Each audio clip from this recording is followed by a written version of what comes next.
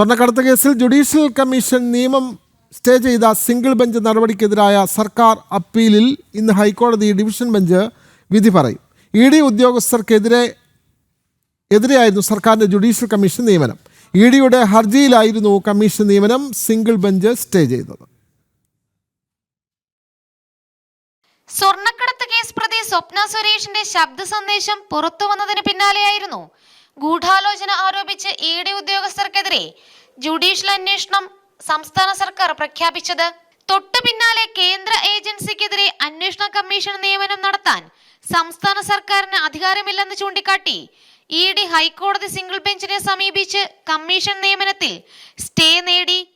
Retired justice VK മോഹനനെ കമ്മീഷനായി നിയമിച്ച നടപടി stay ചെയ്ത സിംഗിൾ ബെഞ്ചിന്റെ ഇടക്കാല ഉത്തരവിനെതിരെ സർക്കാർ നൽകിയ അപ്പീലിലാണ് ഇന്ന് വിധി. കമ്മീഷന് നിയമപരമായ സാധുത ഇല്ലെന്നും സ്വർണ്ണക്കടത്ത് കേസ് അട്ടിമറിക്കാനുള്ള ശ്രമമാണ് സർക്കാരിന്റെ ഭാഗത്തു നിന്നും ഉണ്ടായതെന്നായിരുന്നു EDയുടെ വാദം. കേന്ദ്ര സർക്കാരിന് കീഴിലെ ഒരു വകുപ്പ് മാത്രമായ ED സംസ്ഥാന സർക്കാരിനെതിരെ സിംഗിൾ ബെഞ്ചിൽ നൽകിയ ഹർജി നിലനിൽക്കില്ലെന്നായിരുന്നു സർക്കാരിന്റെ വാദം. ജനം, കൊച്ചി.